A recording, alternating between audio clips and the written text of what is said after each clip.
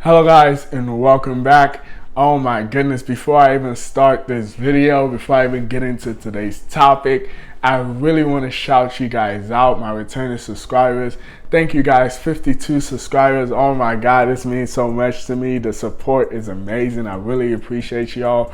For those who are new to the channel, my name is Faithful Lobby and I post topics every week on topics related to money, mindset, and business. And if you want to learn something new in these areas every week, hit the subscribe button, hit the like button. I really appreciate the support and everything, guys. Thank you guys so much. Okay, if you're still watching this and you haven't hit the subscribe button, what are you waiting for? Come on. Okay, let me get serious. Let me dive into what I want to talk about today.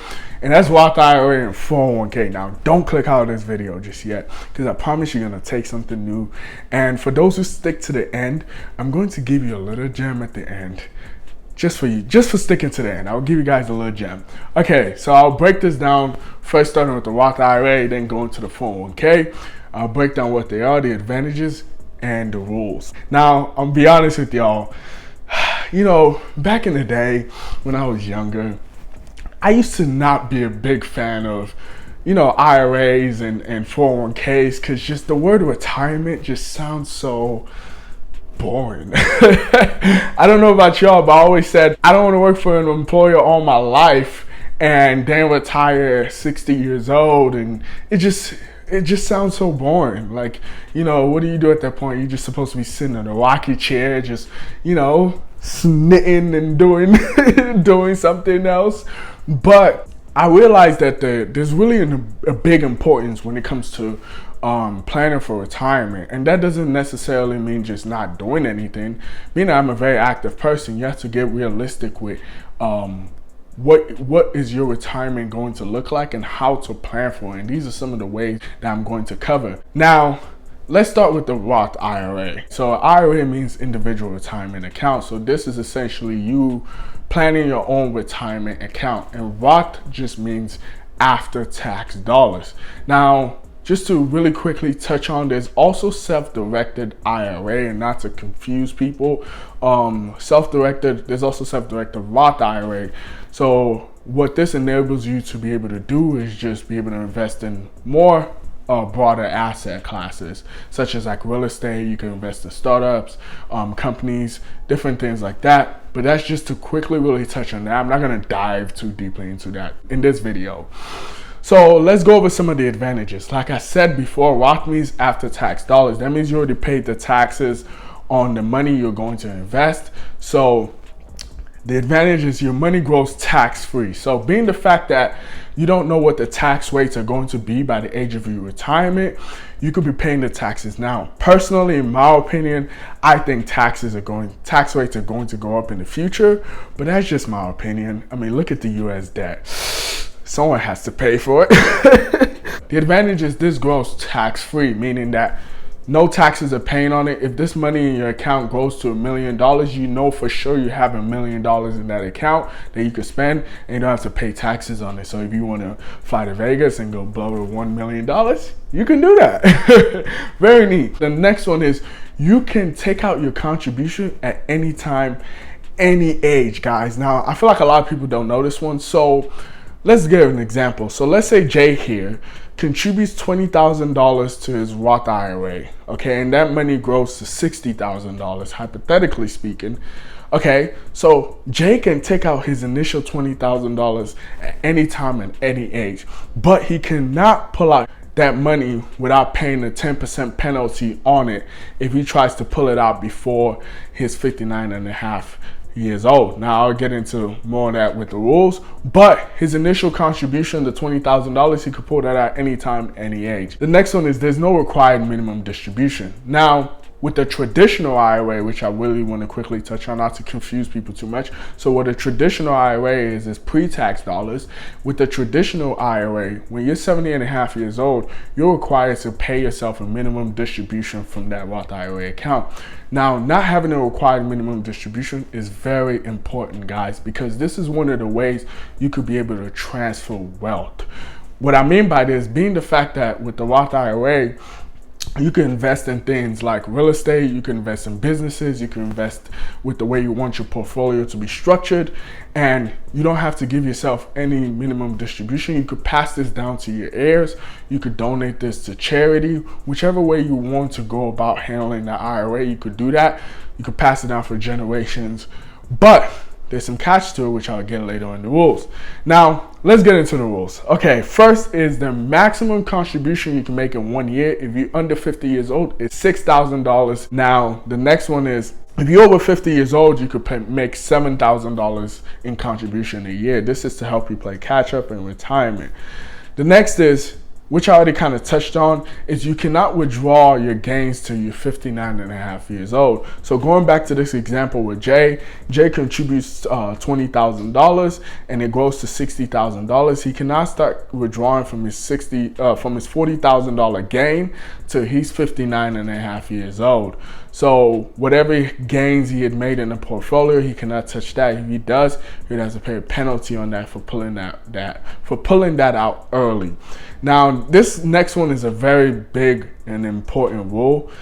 If you're filing single or head of household, if you make more than $124,000 in 2020, these are all 2020 rules, you cannot contribute to your IRA. Now, there are ways around this, but I'm not gonna get into that with this video, but there are definitely ways around that. And if you're filing married or joint, then maximum you can make is $196,000. If you're making that or more, you cannot contribute to a Roth IRA also. So, but there, like I said, there are ways around that. Okay, so last but not least, you can only contribute what you make a year. So this is very important. So let's say, going back to this example of Jay, if Jay only makes $10,000 for the year, he cannot contribute $20,000. The IRS is gonna look at you and be like, hey, buddy, what are you doing on the side for all this extra money that you're not reporting to us? So that's very important. So don't just go throw more than what you make within the year into your IRA. So this pretty much sums up the Roth IRA. Now let's dive into the 401k. The 401k is an employee sponsored retirement account. Now this is pre-tax dollars and this is tax deductible. Okay, so what that means essentially is, okay, so let's say Jordan here, we got Jordan. Jordan makes $100,000 a year and he contributes 6% of his paycheck to his 401k. Now I'll get into specifically why I picked 6% later on. So that's $6,000. Now, when Jordan here files for his taxes, he's only going to get taxed on $94,000 rather than $100,000 because he's deducting that $6,000 he's contributing to his 401k on his taxes, which means he doesn't have to pay the taxes now. He's going to pay it later. He's just going to deduct it now. Okay, so let me get into some of the advantages. The first advantage is the employer match. Now this one is the most important one because it's free money. Employer match is what employers use as incentive to help people contribute to their retirement account. So what some employers will do is they will match you up to a certain percentage of your contribution. So to give a perfect example, my employer matches dollar for dollar at a maximum of 6%. Let's take Jordan here for example. So Jordan makes $100,000. He contributes $6,000. If he was working at my employer, they'll match him dollar for dollar, being that he's already at that 6%. They'll match him another $6,000. Guys, this is free money. So Jordan here is sitting at $12,000 for the year already. Now, granted, some of these employers would have some vested period for you to be able to actually see that money. But guys, at the end of the day, it's still free money. If you're going to be at the employer for at least a year or two, depending on how long the vested period is, take advantage of this. This is literally free money. You're beating everybody in the market because you're doubling your money. But next is tax deferred. So essentially what this means is you're going to pay the taxes later on in the future. Okay, so when you normally get to age 59 and a half and you want to start paying yourself from your 401k, you pay ordinary income tax. So whatever tax bracket you retire in, that's what you're going to get paid. That's how much taxes you're going to pay when you're paying yourself. So if you retire in a really high tax bracket, whenever you retire, you're going to be paying a very steep tax penalty whenever you are actually pulling out from your 401k. Another advantage is you can actually take out loans against your 401k and pay interest on it. Now, some people feel away, some people are with this and some people are not with it. So it all depends, but essentially you're borrowing money against your future self in order for you to purchase something that you want to purchase. Okay, so now let's get into the rules. Okay, first off, the first rule is if you're under 50 years old, the maximum contribution you can make in a year is $19,500. Now, this does not include what your employer matches. This is just the contribution you can make. And if you're over 50 years old, it's actually $26,000. And this again does not include what your employer matches. It's just whatever you contribute. Next is the withdrawal age. So when you can start withdrawing money from your 401k without any penalties. And that is 59 and a half years old. Yeah, I know it's a long time, but hey, it's supposed to be for the long term anyway. The last and not the least, which is one of the most important also, is the max income you can make in order for your employer to match is $280,000. Now, these numbers are all for 2020. And what this essentially means is that if you make, let's say Jordan here makes $400,000 a year. Now, his employer can only match him at the maximum of $280,000. So that means essentially the contribution he's getting matched on dollar for dollar is maxed and capped at $280,000. Now, guys, this concludes what I want to talk about with Roth IRA and 401ks. Now, I did say at the end, I got some gems for the people who stay till the end. Okay, so let's say you do like the Roth IRA and you also like the 401k, but you feel like, I don't want to pay taxes in the future. You can actually switch to a Roth 401k, and then usually it does not affect the match of what your employee matches you. So you're just incentivizing that I'm going to pay the taxes now rather than later in the future. And this is personally what I did with my 401k match. I switched it over to a Roth 401k because, as I said previously, I think taxes in the future are going to increase. So I am banking on the fact that right now that I'm in a little tax bracket, I'll pay the taxes on it now rather than paying in the future. So whatever that account goes to, I know this is what I will have in retirement.